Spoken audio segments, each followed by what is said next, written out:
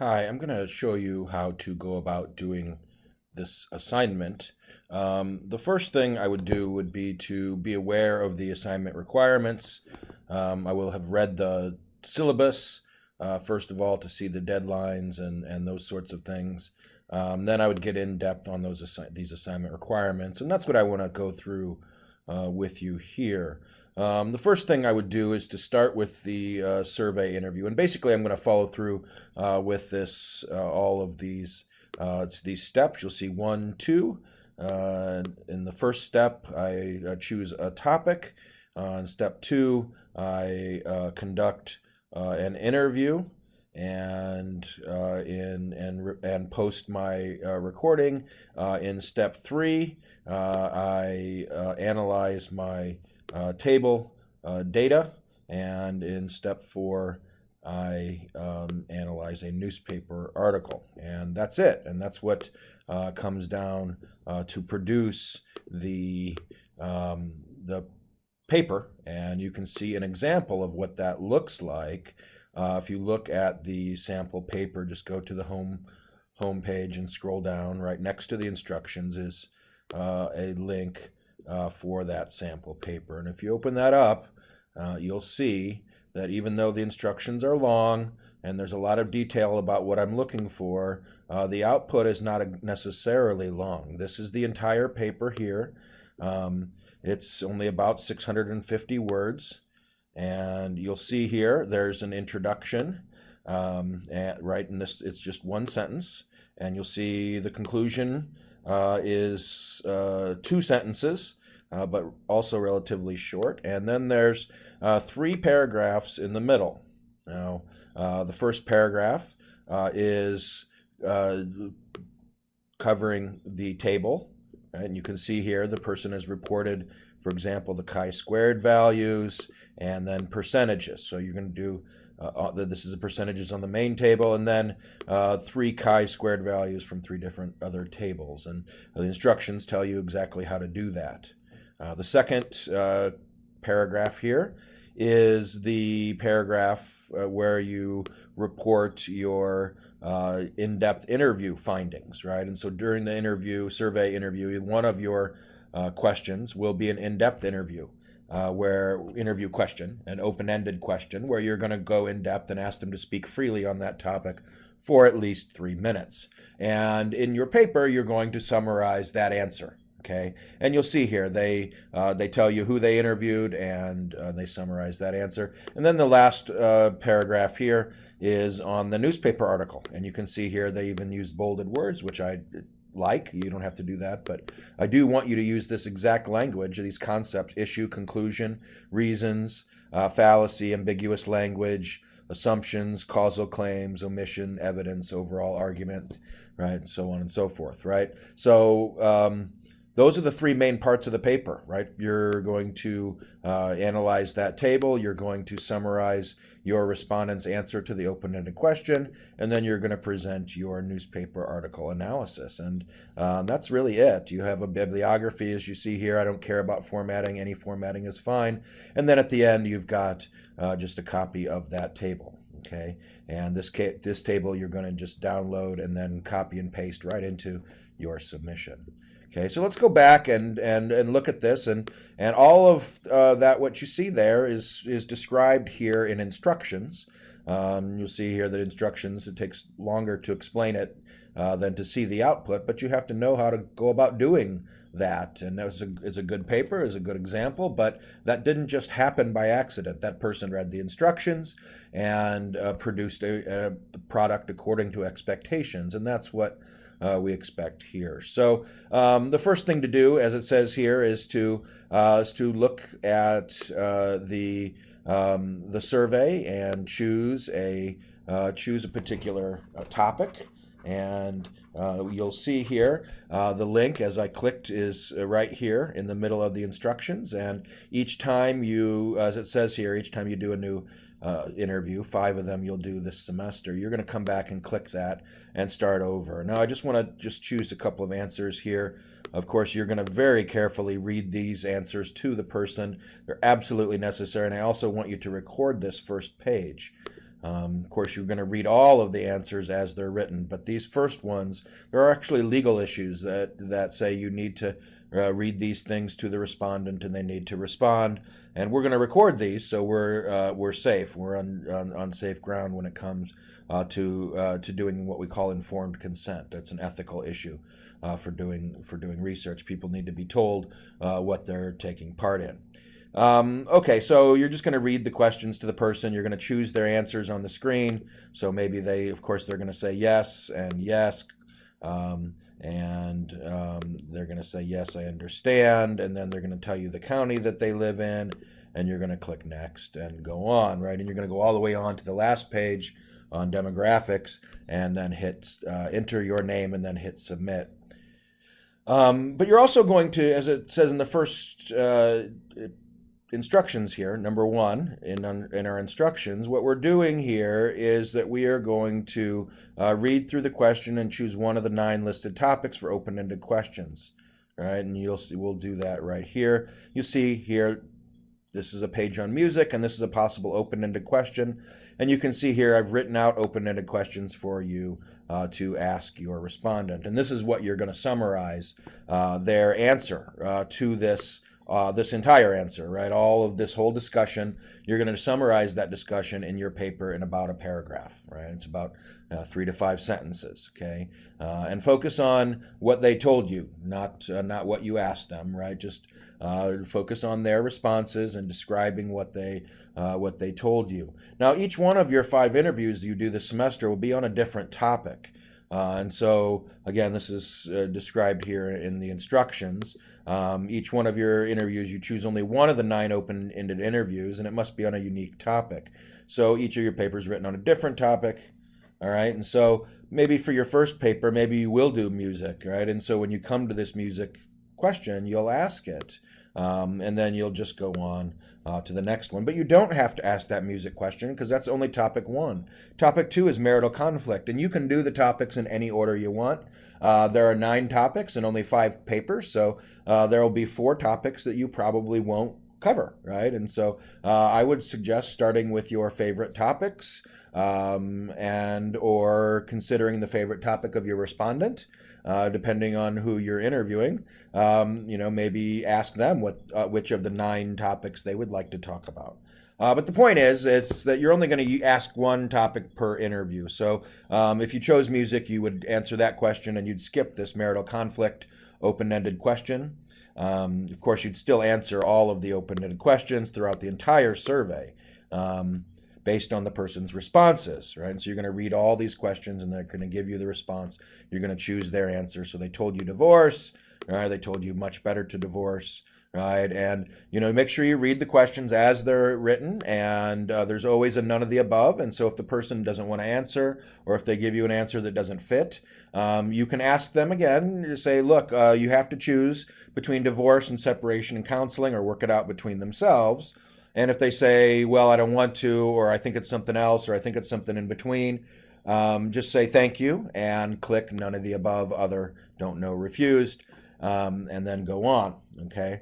Don't argue with them, and don't make assumptions. If they say something that sounds like separation, but you're not sure, you need to clarify them before choosing separation, right? And so if they say we need to split up, well, what actually does split up mean? They might be telling you we need to divorce.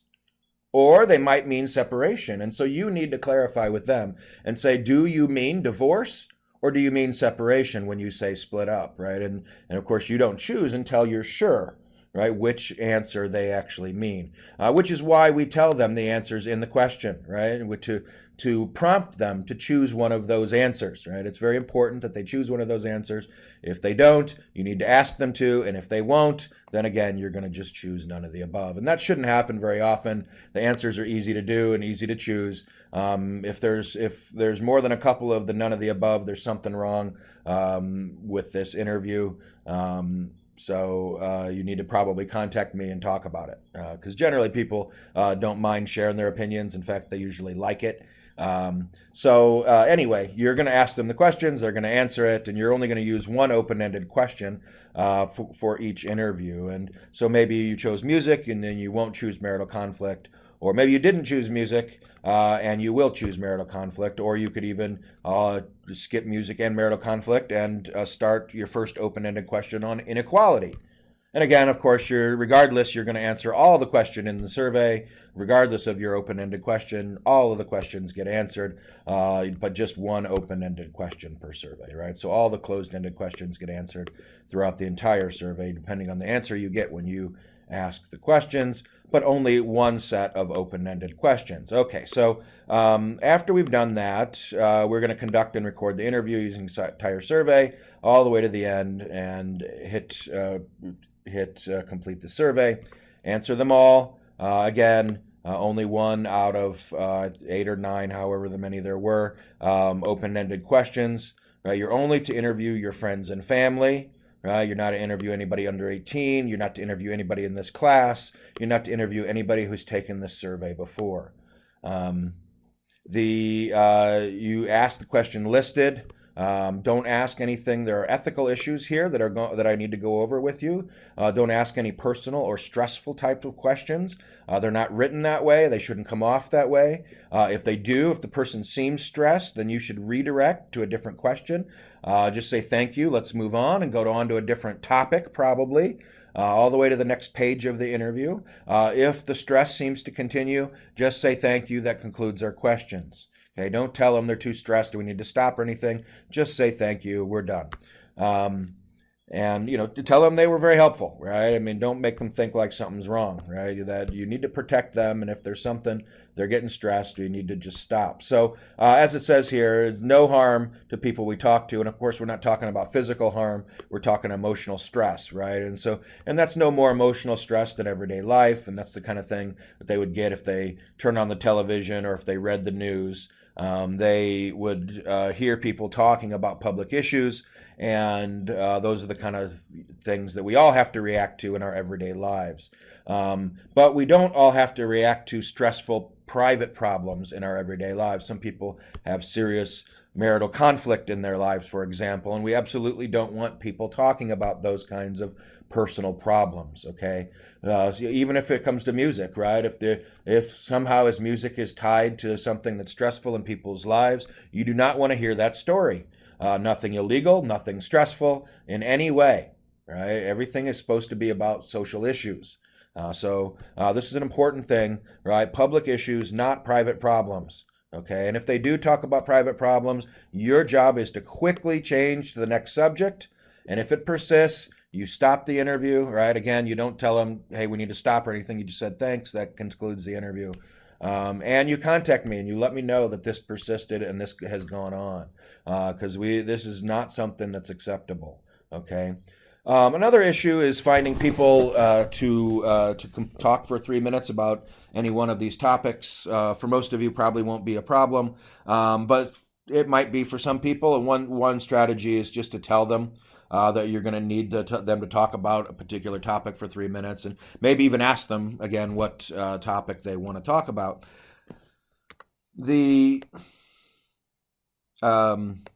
You shouldn't really give them the questions. Of course, throughout the whole thing, they don't read the questions. They don't know what questions are coming. And that's part of this, is that they don't have time to think out all of their answers, is that they're just kind of giving their first reactive type of thought to this. And because sometimes people think about their answers too much, about what people expect or what they should say or something like that. And we really just want to give people a question and to have them give us kind of their gut response. But we do need them to talk for 3 minutes. It doesn't really matter if they know anything about the topic. That's fine. We just need to have them talk about it, what they've seen in the news, what they think about the topic, what they think about the cause of the topic, what they think about the solution. Each open-ended question, there are actually follow-up questions that are written there that you should ask. So all of that you're going to ask them. You're going to use validate, empathy, and probe, and get them to talk about your topic. And then you're going to record that conversation, as it says in the survey, for each one of these. You are going to record, right? Start the recording now, it says. And you are also going to then perhaps even use that recording to help you summarize what they said in your paper, right? Because you're going to have to, again, like it does in the sample paper, right? This summarizes that interview in about a paragraph or so, okay? And if you look at our box folder, you can see that people have uploaded. I don't know how quickly I can get in there, but people have uploaded that audio file, and so that's part of this too, is that you're uploading that recording at the end, and we'll get to that in a moment. So ask the question listed. They're not personal, they're not stressful, they're not private problems. You can kind of coach your respondents about the topic, but don't coach them too much about the exact questions that you'll be asking. Make sure that they understand that we're trying to keep this anonymous. That means there'll be no names, that we won't be able to identify them. So when you start the survey, you're always going to come back and click this link. You're only going to audio record the first page where we've asked the first page of the survey, where we ask those informed consent questions, and the open-ended question, right? And so the login is going to allow you, once you've logged into Box, you're going to be able to submit that recording, right? So you're going to, again, just record the first page and the open-ended question, and then you're going to, yeah, I'm not logged in yet. I'll have to do that in a minute. But you're going to upload that to Box. Talks here about how you do interviews. I don't want to see any video files submitted to Box. I will allow you to do all 5 of your interviews completely online, as long as you can see the person you're interviewing and they can see you, right? And obviously you have to be able to hear each other. Doing 1 out of your 5 interviews over the phone, where you can't see each other, or over the internet, but just audio only, where you can't see each other, is okay. I will allow that for only 1 out of the 5. A couple things that aren't listed here. If you need to do surveys that are translated, I need to talk to you about that individually. So, for example, I'm open to these. I just need to approve it individually with you. If you need to interview people who only speak Spanish, or maybe who only use ASL, those things are probably going to be fine, right? I just need to double check with. I'll ask you a couple of questions really quick, and in most cases, if it's the kind of thing that you want to do, it's probably the kind of thing I will let you do. I just need to approve it. So you'd need to come and talk to me before you do any kind of interview that would require a translation. All the interviews need to be in English by standard, and it needs to be audible, and the recording needs to be hearable. I need to be able to hear the whole thing. So don't do an interview in a loud place, right? But beyond that, it's not a very difficult thing to do, right? And there's lots of recording options. I would just use my phone, right? Just download an app on your phone. There are thousands of them out there, I think, or at least hundreds, if not thousands. I actually have my own recording app. I'm not sure if I think it might be down as we just moved servers. But regardless, don't use it, right? Use somebody else's app. And really, it should just be a simple recording app. There might even be, recording apps that through Zoom or even through Box that might help you. Anyway, don't submit me video files, and make sure that you do your interviews in a way that people can see you and you can see them. When you get to the open-ended part, I'm looking for at least 3 minutes. At least 3 minutes. And when you finish your recording, as it says in the instructions here, you are going to submit this recording to our shared Box folder, where you should have already gotten an invitation, and you can log in. This is a shared folder. So when you log into Box, and you can probably just do what I did, you go to Google and type Fresno State Box and log in. This is what should show up for you, because it's a shared folder. You also could probably access through that email that I sent you. You can see here that 22 people have already submitted their interview recordings. In most cases, it looks like they are as expected, which would be just one recording, an audio recording with the subject and your name. That would be ideal. It is okay, though, if you need to submit two audio recordings. That's fine, right? In this case, you got two audio recordings. This was probably the part one, right? Where as it's labeled, right? You got to label it correctly. As long as it's labeled correctly, I'm fine. I can tell what this is. This is the first page. This is the actual open-ended question where the interview happened. I'm fine with that. You don't have to combine them together. If it comes out as two, just submit two. That's okay.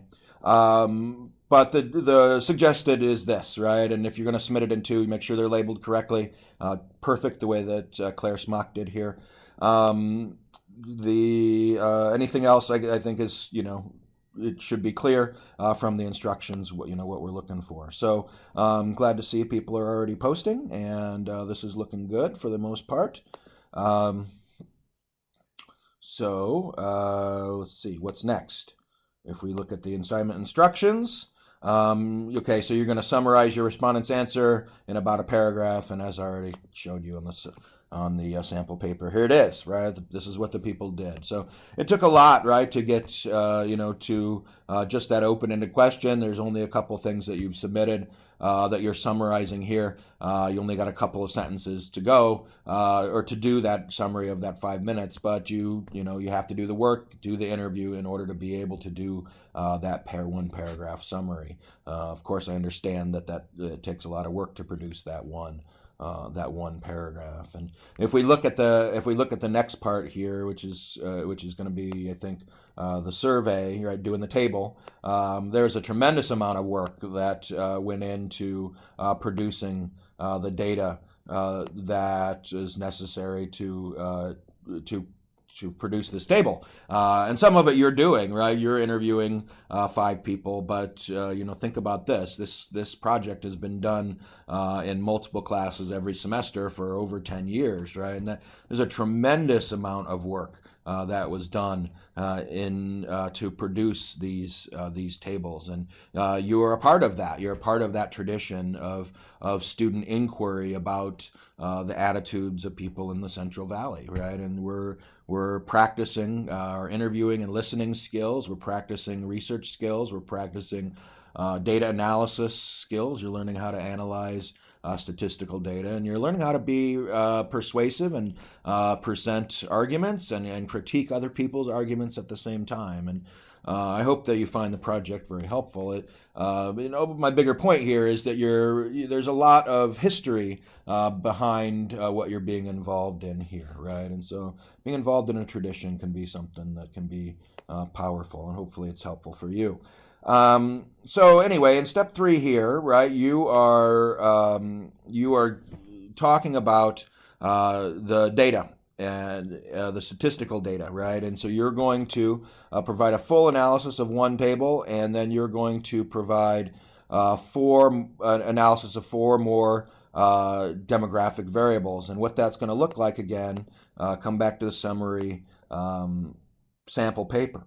You can see here, all of this is the analysis of the one main table, and then the last sentence here is the 3 additional tables, right? And so you got 4 tables that are analyzed, but almost the whole paragraph here is the main table, and there's just really only supposed to be a sentence or 2 where you're analyzing the last 3, right? The 3 other. Right, there's 3 other related tables. That's only going to take you a sentence or 2, right? The full analysis of one table, right? That's going to be, the great majority, right? They're going to be 90% or something of that paragraph, the way it was in that sample paper. As it says here, what we're going to do is we're going to choose a chi-squared part that places in the row a variable of the same topic that you chose for your open-ended question. So if I chose music, right, for my open-ended question, right, then I would choose a music table. If I chose marital conflict, I would choose the marital conflict table. If I chose inequality, I would choose the inequality table. So just like in the sample paper, your whole paper is going to surround one particular topic, right? And in this case, we'll just say because I'm on the inequality page, we'll just say I chose to not ask about music. I chose to not ask about any other open-ended question. I was only going to ask about inequality. I recorded that, and in my sample paper, I describe, I got it written up. I described what my respondent said when answering these questions here in about a paragraph. Now it's my chance to summarize the existing data about this question, right? And that's where we're going to find that chart, and it's of course going to be also on inequality, right? If I did my interview on inequality, I need to find my chart on inequality, and the charts are all done for you. Normally, in a higher level class, you would have to produce these tables. These tables, I mix up the word tables and charts. I use them interchangeably. A lot of people do, some don't, but you'll find me using both words to mean the same thing. So anyway, the topic needs to fit what your open-ended question was. So in this case, I'm going to choose inequality. Don't try to copy straight off a box, because it won't paste correctly. So you really need to click this download button and download this file. Okay, and then you can properly copy it. Right, just open it up in Word.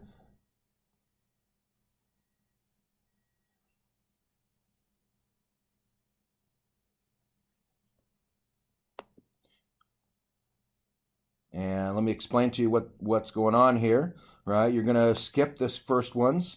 All this is just kind of telling you this is the syntax of what was run, so it gives you a sense of the documentation of what kind of analyses were run. But you can ignore that. This tells you the number of people that we talked to, that answered this particular question, and you can see here we're at about 1,800 or 1,400 people, right? And that's for each. What is that at each response? Yeah, so those are the total, right, yeah, that's the total, the valid cases, right? So that's the number we want to look at. This total number would be the total number that took the survey over all the years. We didn't ask every question every year, so that's what this is. It's really, you can ignore it. It's all just giving you documentation. I mean, not that you can't care about it, but for the purposes of this assignment, that table is not something that we need to worry about. You're going to scroll down until you see a particular question, right? And we're looking for something that has the full question here, and then a cross-tab table, and then the chi-squared test right underneath it, right? That's what we're looking for. And you can see here, right? They're all set up in such a way that they have the question in the row and then a demographic variable in the column. This first one is all about inequality with the benefit to the rich and powerful in the row, and then race in the column. If we scroll down, right, we see the next table has the same thing, but again, the benefit question. And you can see that if you can't read it down here, I can't, it's too small. But I know this is the benefit question, and here it's on social class, right? And so the first one put race in the column, the second one puts class in the column, the third one puts gender in the column, and they're all going to be set up the same way. They'll go through race, class, gender, education, marital status, employment status, right? All of those will be, they'll each file of documents here will go through the same way, right? Well, they will have the same variable in the row, and they'll just change the column, like this one has done. It started with looking at race, then we look at class, right? Then we look at gender, and so on and so forth, until we get to the next question, and then the row will change, and it'll start over. It'll look at race, class, gender, education, so on and so forth. You're really just going to find one of these tables, right? There's a lot of tables here. You're only looking for one. It could be any one, as long as this chi-squared significance value is 0.05 or below, right? And if we look back at the instructions, you will see here, right, that this is one of the chi-squared values of 0.05 or below. So it says for your main table, you must choose a significant table that has a chi-squared of 0.05 or below. A picture of this table must be in the paper. Download, then copy and paste. Just copy and paste it right into table right into your paper. You're only looking for one of these, so it could be on any of these music topics is fine. Okay, as long as this number is 0.05 or below, the table is fine. I will say that it's easier to use tables that are smaller, like a table like this with all of these rows is pretty challenging. It's much easier to use tables that have fewer rows and fewer columns. I don't want you to always choose the easiest choice, right? Gender with only 2 columns is typically always going to be the easiest choice, and I won't be impressed if you can repeatedly use gender. At some point, I will ask you to stop, and so don't do that. But consider not always, using social class, which is one of the more difficult ones. What was the other one? I think it was. Yeah, this is social class, right? It's pretty hard, right? It's pretty typical for all of the questions. Social class is going to be hard because there are too many class groupings, right? I should have recoded the data before I gave it to you, and I didn't. And because of that, it makes the analysis of class more difficult for you than it needs to be, meaning that class won't be as useful. But anyway, you really only need to choose one of these tables, and you'll see here that the author of the sample paper, if you look at them, they did this one on the environment, right, and they did employment situation, right, and you can see here they just copied and pasted it right from my file that I downloaded, that I gave you, that you'll download, and they pasted it right into their paper. And they included this crosstab table as well as the chi-squared, and you'll see here, right, they did it just as I said. You can only use a table here that has this number below 0.05. That's it. It has to be below 0.05. If it's not, then you can't use that table. So, for the sake of our example here, we were on inequality and looking at an inequality table. Let's take, in order to keep this moving quickly, let's take this gender example. This one is, let me go through how to analyze this, and this is described in the paper assignment instructions. As it says here, this is the most important part, reporting and interpreting the percentages in the 2 most important rows. Talks about how to choose those 2 most important rows based on the z values or the significant or the residuals, standardized residual values, right? And then talks about how to report the percentages from those 2 most important rows. This is all here in this sample paper. That's this stuff here, right? And so the person has chosen their 2 most important rows. They've told me what the question was, and they've reported the chi-squared value. Here's where the question is, right? Here's the chi-squared value they reported. They interpreted what that meant. They told me what the 2 most important rows were. Then they gave the percentages in those rows. And after each row, they told me what that data meant, right? So this row shows that, right? And then at the end, they summarized what it all meant. And then they went on to the next 3 tables and just reported the significance values, okay? Now, all that's described right here, right? This is where that's telling you how to do all that. And so let me do it with one of these tables. Like I said, the gender one is the easiest, but you still don't, even when we only have 2 columns, you still don't know which rows to report. So what we're looking at is the standardized residuals. We're looking for the rows that have the highest and the lowest standardized residuals, and ideally we would like, though, to use those rows. We would also like them to be on the opposite ends. So usually we want to report the strongly agree and the strongly disagree, or the agree and the disagree. That would be better. We never want to report neutral, and we don't want to report strongly agree and agree, right? Those are ideally, they're too close to each other. It's hard to find out what the main point of the table is when that's a case. So what we're really looking at is the residuals. That is the case, but we're really looking for residuals that are different. And in this case, the highest residual is in the don't know refused row, which we really don't want that either, right? We want the agree, disagree. And in fact, because of that, because in this case, the highest and lowest residuals were here, that's not going to tell us anything. We really should not use this table. Even though technically, oh wait, this is 1, 2, 1.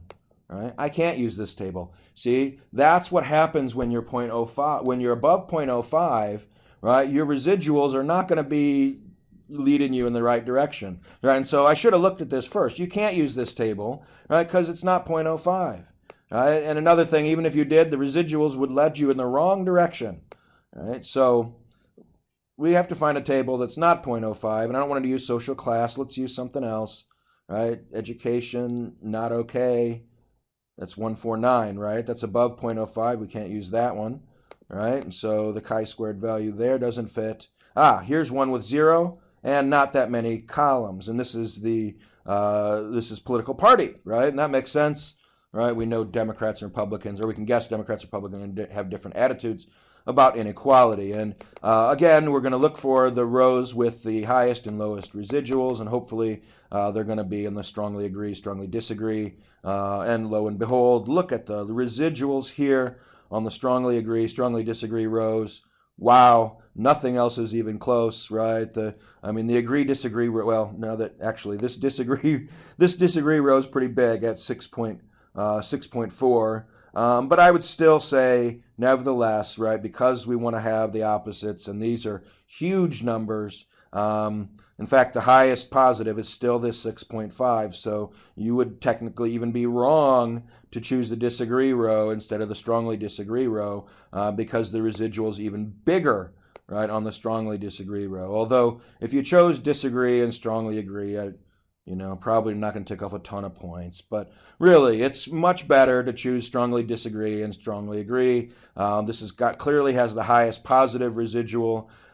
This has the highest negative residual, right? And thus we're seeing probably our choice here. And so we're going to report the strongly agree row and the strongly disagree row. And what you're going to do is you're going to take these numbers. What I typically do is either I speak it, right, like I'm doing to you, or I just read through this and let the computer type what I'm saying. That's way faster.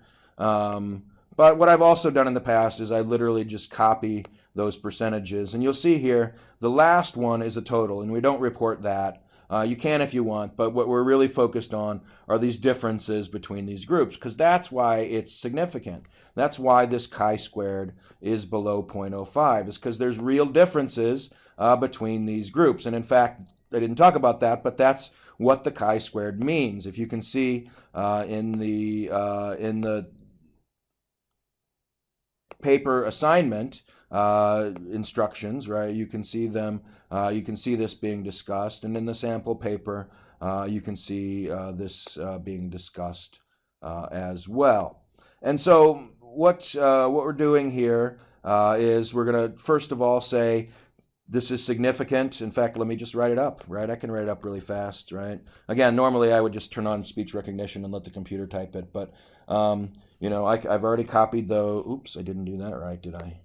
That wasn't right. So I'll just type it up fine. So this table looks at the intersection of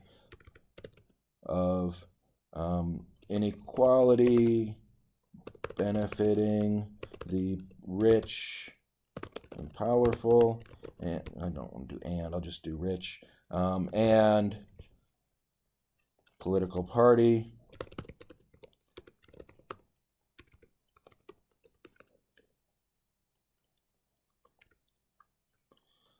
The chi-squared value is 0.000. All right, I'm just doing a rough draft here. This isn't going to be perfect the first time because I'm going to need to go back and look at the instructions and make sure. But look, based on a rough draft, I'm going to run through this really quickly, and that means 0.000, meaning there is a statistically significant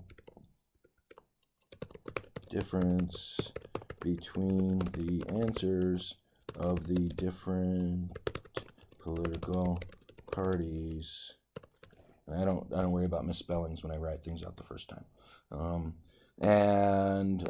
Okay, so then we have, once that's all from this, right? We've interpreted that. The next step, we're saying the two most important rows are the strongly agree and strongly disagree. The strongly agree row shows that, and then a lot of times what I could do is just copy and paste. I think we'll see if that works.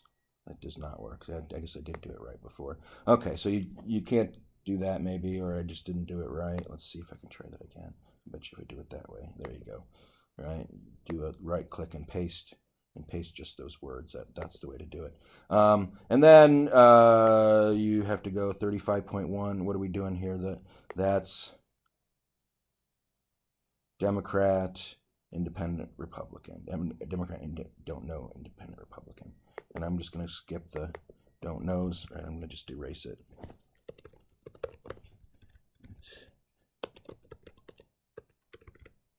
Independent and Republican.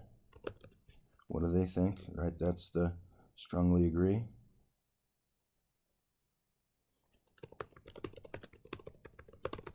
Inequality is good for the rich and powerful. This row shows that Democrats are more likely to blame the rich and powerful for inequality than are the Republicans. All right, and then we do the same thing for the next row. All right. Now, in this case, you didn't even have to put them in order. They were already in order. But if they weren't in order, I would put them from the highest to the lowest, because that's the night. You don't have to do that, but it's just nicer. It shows that you were paying attention. And then we're going to strongly disagree. Look at this one. That's really interesting. And just right click and paste that down here. And again, that. And it's going to be Democrat. And then, which one was, I can't remember, oops. Okay, so it was don't know was second, and then independent. All right, so the second ones I'm deleting. Gotta double check that, always. Don't want to make mistakes.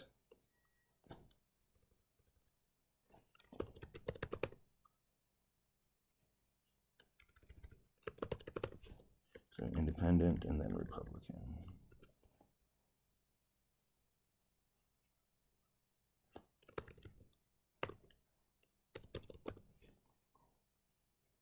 And then this is the strongly agree, right? Or strongly disagree, right? Yeah, strongly disagree. Okay.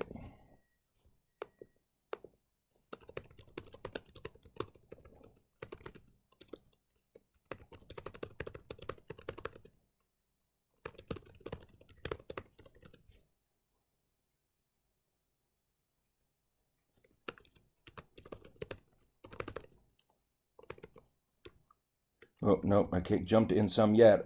The next one is you got to interpret that row. So this row shows, data shows that Republicans are the only group to, well, I don't want to say that, are the most likely to strongly disagree, while others are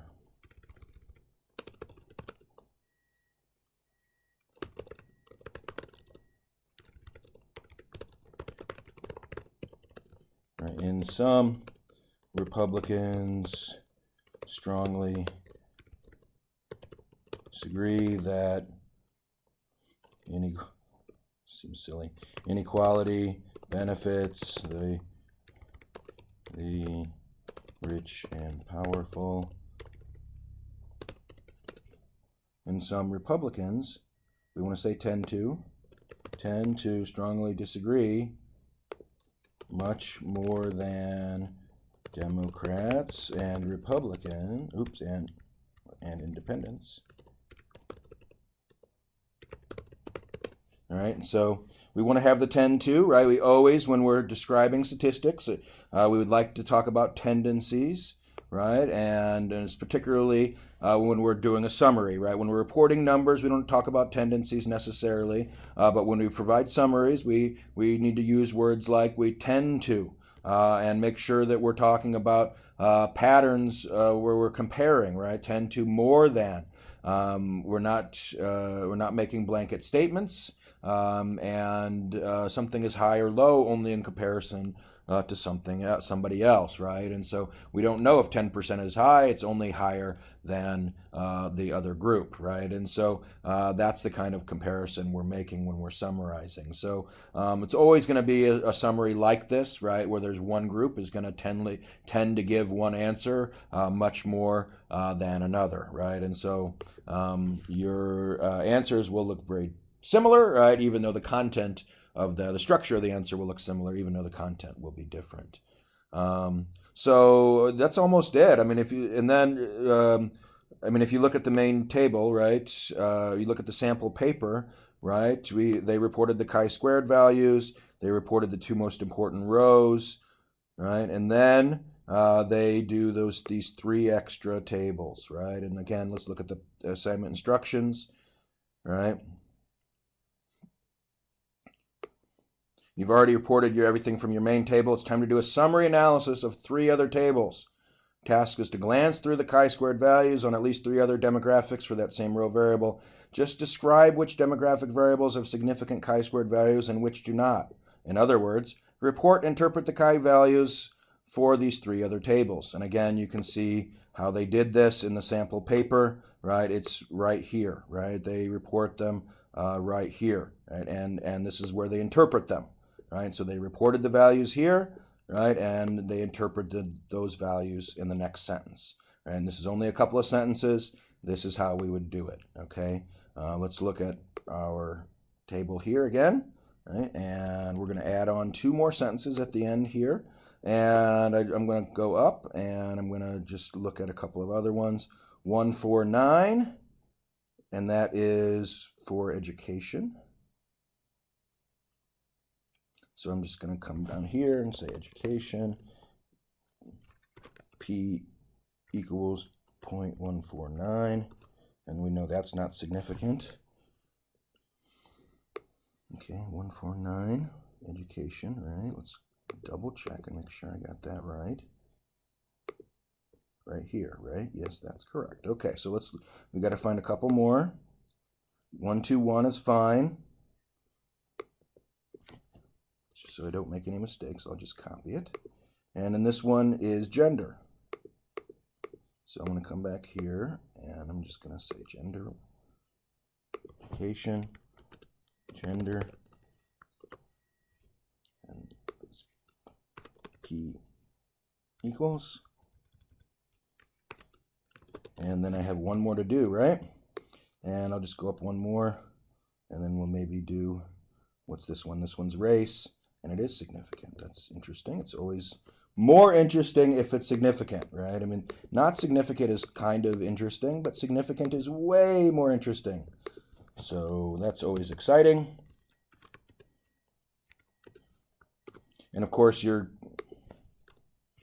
going to only, for your main table, you're only going to choose the significant ones. For these extra three, they can be significant or not significant. So this one's 0, 0, 0. I'm going to have to paste that. All right, and then I need a sentence about what that means. All right, so these values show that education and gender do not have that answers are not shaped by education or gender, but that there is a relationship between respondent's race and the answer that they gave to this inequality question, right? Okay, so mine was a little longer, right? But I interpreted it, right? That's my interpretation, right? I wrote those in there, and there's my interpretation. I'm doing this all on the fly. I didn't plan any of this, really. I'm just doing it. And show you that shouldn't be that difficult, right? And so you can see here, right? This is their interpretation, right? Worry didn't change because of the race, class, or gender of the respondent. In that case, that's true. All three of them were not significant. In my case, two were significant, but one was, right? And so you can see here, I say they're not shaped by education or gender, in this case because the p-values are above 0.05, but that race was related because the p-value is below 0.05. And then I got to make sure that I'm using all the same. Really what I need to do is just go home and then select all and then right click and then choose my style, no spacing, and then go like this, change that, and then change that. And that's how I do formatting. Now everybody else might do things differently, but anyway, I do like things to be formatted the same. I mean, it's really distracting to have formatting changes in the middle of a sentence. I mean, I'm not a stickler on stuff like that, but it's really much better. Okay, so, and of course, like I said, this is a rough draft, and I wouldn't allow sentences like this either, where there's these weird spaces and stuff. I wouldn't do any of that either. Typically, when you erase the format like I just did, those kind of things don't happen. But anyway, and there are probably, look, there's a spelling mistake, and I'm not going through all this, right? I mean, you get the idea, right? I wouldn't turn something in the first draft. I would never do that, right? But first draft here, I'm just trying to show you what it's like, right? And this is all correct. It just needs to get edited, and you can compare what I did to this sample paper. They're both exactly the same, basically. Right, and so we've gone over the survey, conducting the survey, how to conduct the survey. We talked about what to write up. You can see that there. And then we talked about analyzing that survey table question, how to find the table, how to choose which table, how to choose which rows in the table, how to report everything. And that's all right there. And then the last thing is our newspaper article, right? And that's this third paragraph here. And you can see here, this is a great sample paper because they highlighted in bold each one of these concepts that have to be used. And as the instructions say, here we are in part 4 here. All right, this is the newspaper article. And as instructions say, you're going to address each one of these 10 bold words. And you're going to literally use the key words, right? I don't mind if you want to bold them in your paper too, just like the sample paper, that's fine. You don't have to, but you do have to use the exact words. You have to say issue, you have to say conclusion, you have to say reasons. And I do want them in this order as well, right? Especially the issue, conclusion, and reasons, right? The rest aren't like really important that they're in order. I do like just say, please put them in order, but the issue, conclusion, and reasons really need to be in order. As the paper assignments say, you're going to find an article and you're going to answer each one of these questions. And then we have, if we scroll down, right, we'll talk about these miscellaneous considerations at the very, very end. If you scroll down, here's some more information on the news analysis, right? It tells you here a little bit more information about which one each one of these is.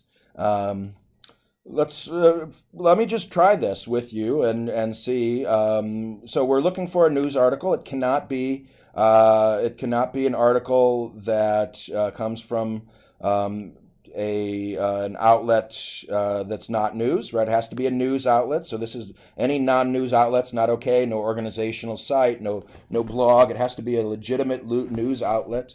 And I do need to see the citation to where you got it, including the link, so I can read the article online. But pretty much anything works, and you can use Google News or Fresno Bee. Google News, for inequality, I would guess Google News might be better. But I don't know. We'll try that first. right? So I just go to Google News, and you guys know how to do this probably fine. Right, you can even right, and you can see here I set up some, and if you log into my other account, I set up a lot of different types of searches automatically. But let's just look up inequality here.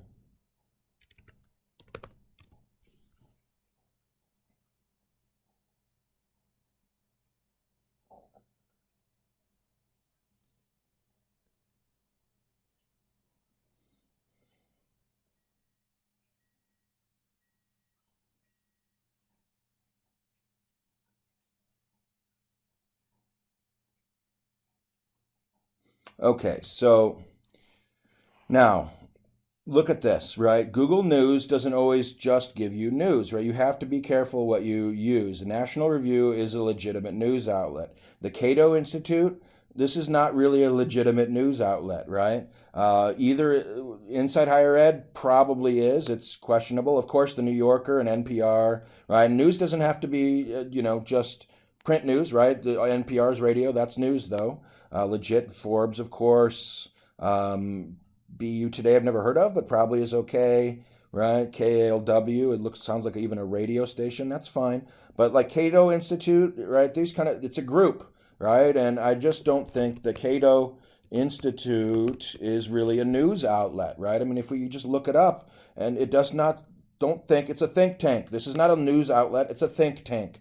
There's huge differences, right? So think tanks are not news outlets, right? And so just because it's in Google News doesn't mean it's a news outlet, right? And Google News shouldn't let this happen, but they do, and I won't let it happen, right? This is just the writings of a think tank, which is just activism, right? This would be no different than Greenpeace, right? Newsletter turning up in Google News, right?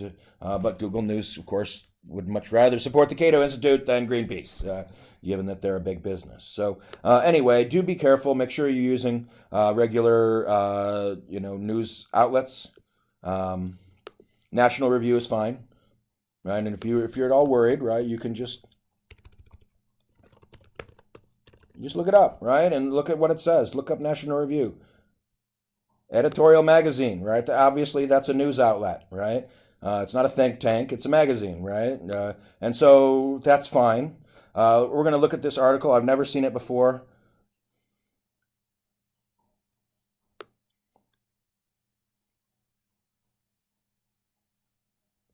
Okay, so here we have this. I'm just scanning through it, but one thing that's very clear is that this is, in part, right, an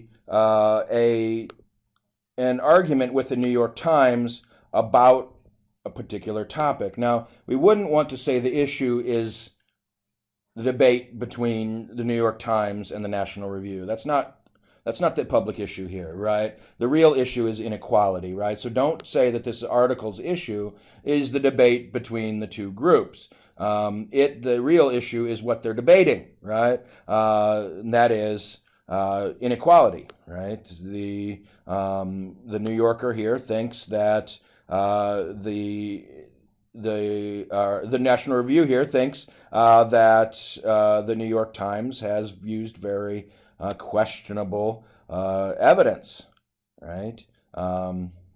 That they're first summarizing the person's argument. It looks like here, and then they're summarizing the critiques or the debunks of the argument. Then they're looking at looks pretty interesting, right? Looking at some of these claims. It says here, let's look at these two claims: rising inequality and rich people paying taxes in turn, right? And so this is my key argument here. That are their key pieces of evidence that they're looking at. These are the two reasons, right, that they're really getting at, I think. Right, and then they're going to come to the conclusion, of course, that inequality isn't so unjust, right? I think, right?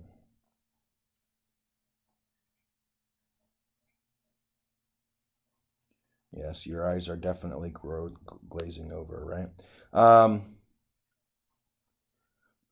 So, right, hard to come up with data, blah blah. what data to include, right? All of this is more reasons, right? All this is more reasons. The reasons are not just that, right? More reasons here. There's a lot of data, a lot of choices to be made, right? How to run this data, okay? And the conclusion is that you could interpret it one way, or you could interpret it another way. That's what it's looking like here. Right, again, decisions, right? I mean, I don't even need to read this article. I know what this is about. I know what the author's saying. Right, and so here's some counter argument, counter data, right? So they don't just give you their data, right? They're skewed income distribution, right? This is your conclusion, I believe.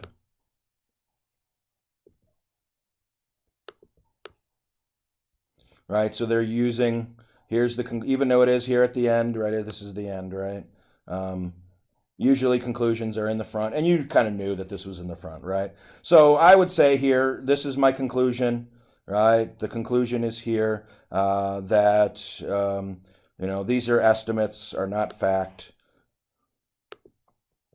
right? And so what I'm going to do is I'm going to come here and I'm going to just copy this. All right, so I didn't even read that article. I'm pretty good. You will probably need to read the articles, but I think I can probably do a pretty decent rough draft of this right here. Okay, so the issue the author is discussing is about the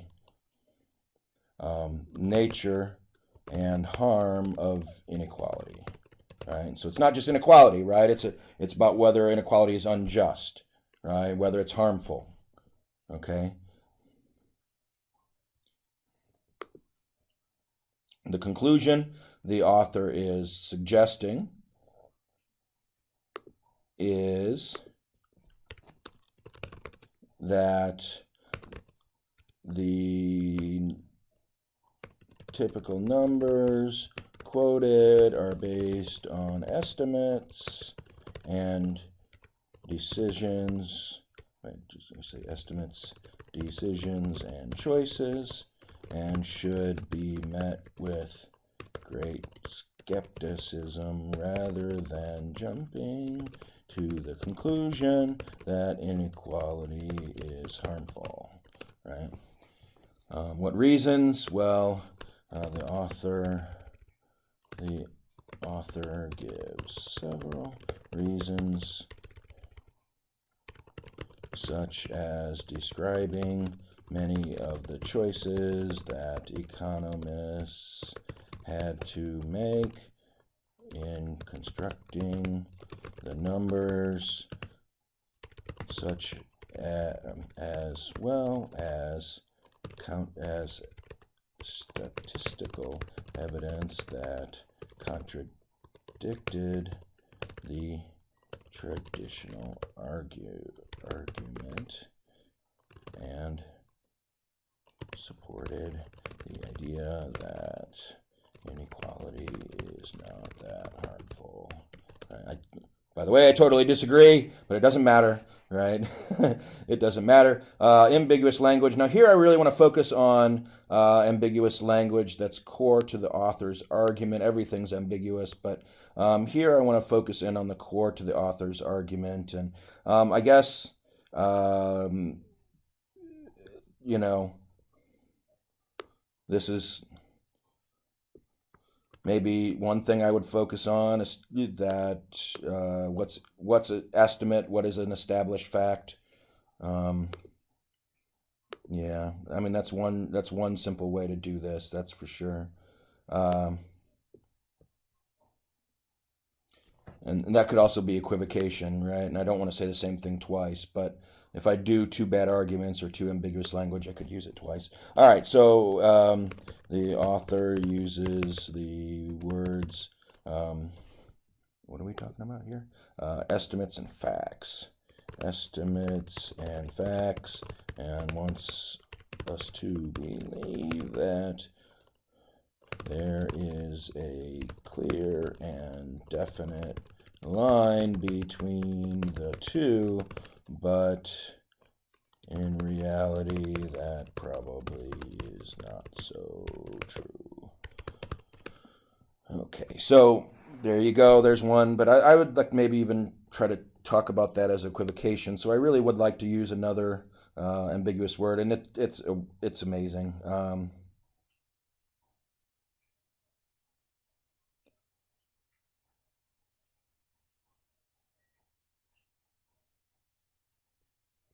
So ambiguous words.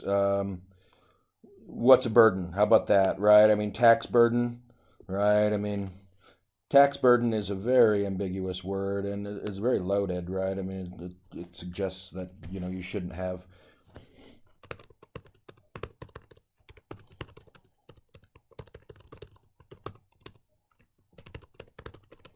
If you are Democrat, taxes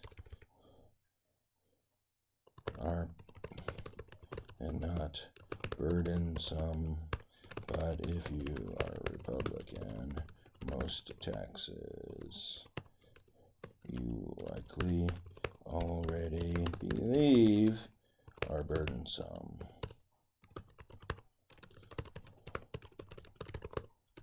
Unless you know the political orientation of the outlet, what the author is inferring. Now, of course, I do know, right? And you could easily find out yourself, right? You can say, right, is National Review conservative? Right, surprise, right? They're fighting with the New York Times, right?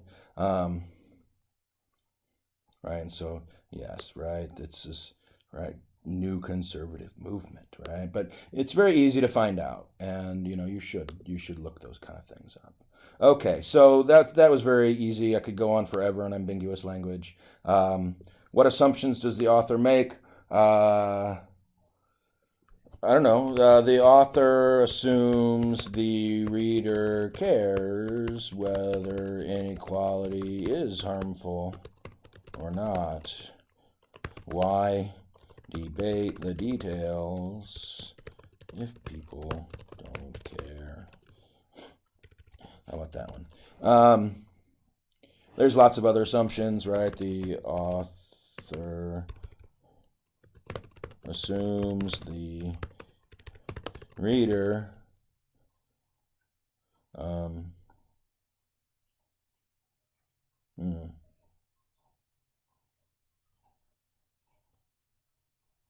cares about debates between competing news outlets. How about that one? Not sure that's a very good answer. But you really only need one there, so maybe I would just go with my first one. Okay, what bad arguments? Well, what comes to mind first is the author uses equivocation because he pretends there is. I'm not sure that's really equivocation. He's saying that they're different. Equivocation would really be saying they're the same.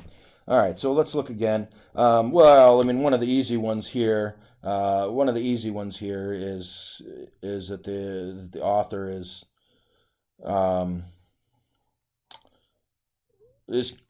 kind of using a straw man, right? He's caricaturing the opponent's argument by suggesting that just because they are estimates that they are not to be trusted. That is a fallacy because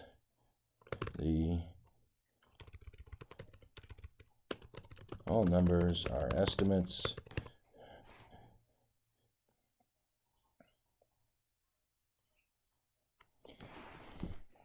Okay, another, let's see if we can find another one. a lot of times I really have to look at the list and look back at this, and it takes some time.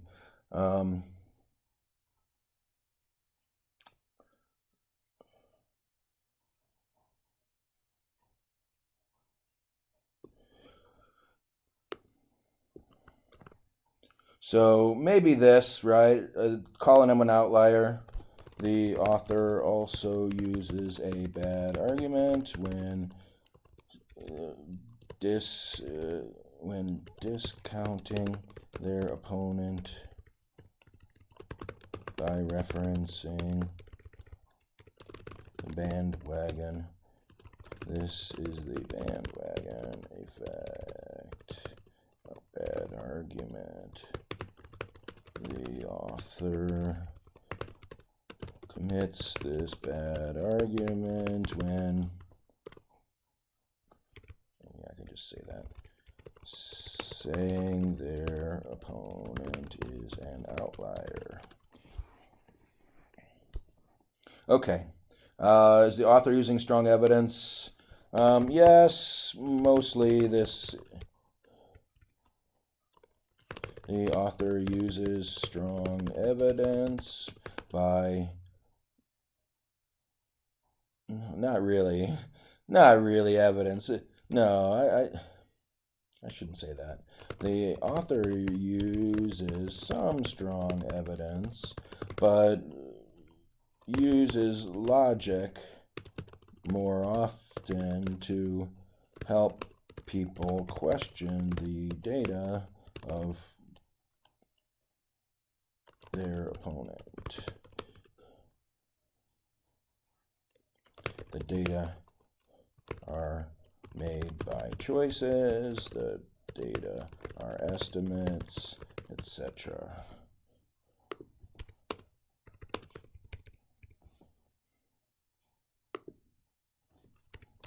Their counter evidence consisted of a few experts and a few statistics. Reasonable statistics, I really have to look at this. Comes from a tweet.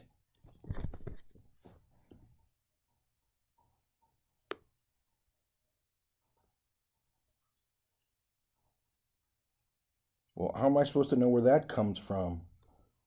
I don't believe anything that just shows up in a tweet. Give me a break. Oh, that's outrageous. Here's another one. A tweet with no source.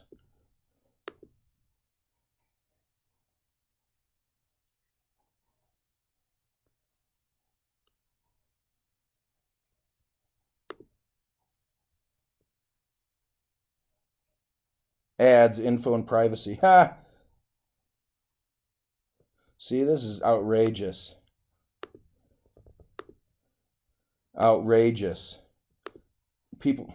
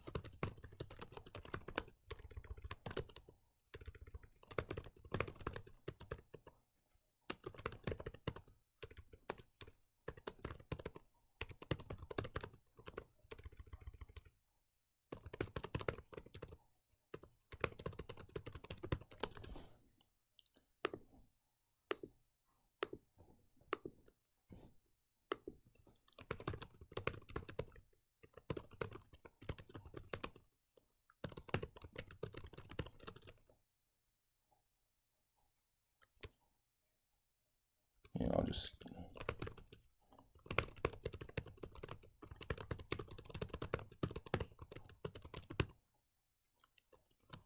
I have enough information. What's omitted? Acknowledge the.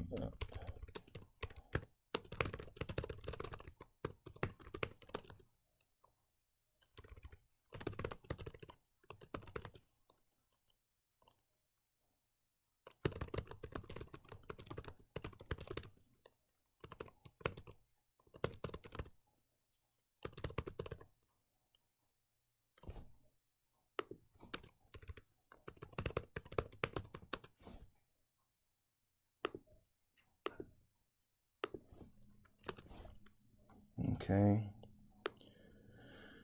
Okay. No.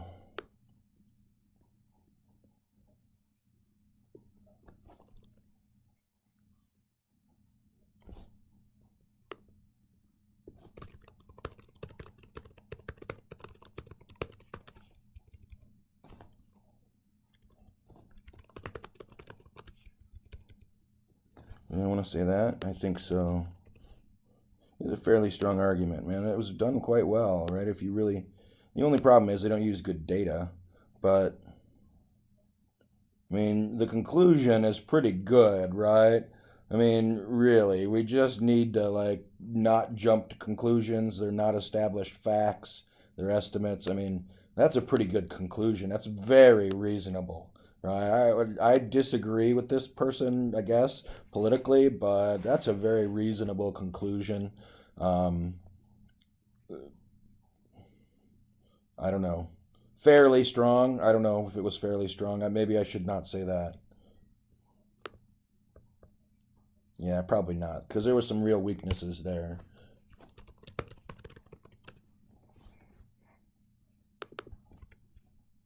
Right. So there you go. Right. I'm done. Right. There's my sample paper. Right. Of course, I'm not gonna use these numbers. Right. I'm gonna not use the question. I'm just gonna delete each one of these. All right, so that's basically it.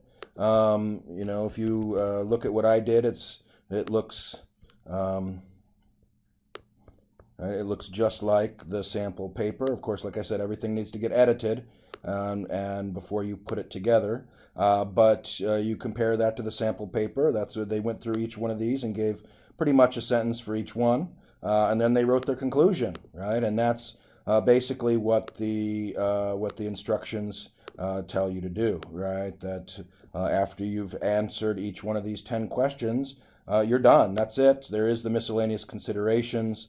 I do need a bibliography, the title, the news article, and the URL to the link to the news article. There's a word count limit of 750 words maximum and 450 words minimum. Table, bibliography, title, header information don't count toward the word count. Only your words count toward the word count. Don't use quotes. They're not going to help your paper. If you make a mistake on the quotes, that means 2 quotation marks, full citation, meaning author's last name and page number. You get a 0 in the paper. So just avoid the quotes altogether. There'll be a new link to submit each paper.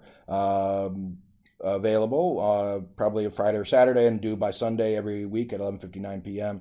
You choose which weeks you'd like to submit. 5 submissions throughout the whole semester, not one paper per week. Also, only 1 interview per week. Because of several reasons. You get burnt out, the interviews suffer in quality if you do more than one, but also you will grow. Your 5th interview will be better than the first if you give yourself some time to think and to grow and to refresh and to become a better interviewer. It takes some practice and some time to let yourself grow. So if you do them at more than 1 a day, or you do them all back to back, it's really going to diminish the growth. So only 1 per week, 5 throughout the semester. Obviously, you're going to have a lot more than 5 chances, so you're going to pick and choose which weeks you'd like to submit. Every week is another topic, so just like the sample paper, you're going to choose 5 different topics. One might be on environment, one on music, one on the police, one on the death penalty, right, and so on and so forth. Right, one on inequality. So that's it. Look back at the sample paper. Look back at the instructions. As it says, email me if you have any questions. Hopefully this was helpful, but if you still have questions, don't hesitate to ask. Come to office hours. We can certainly talk about this. Thank you. Have a great day.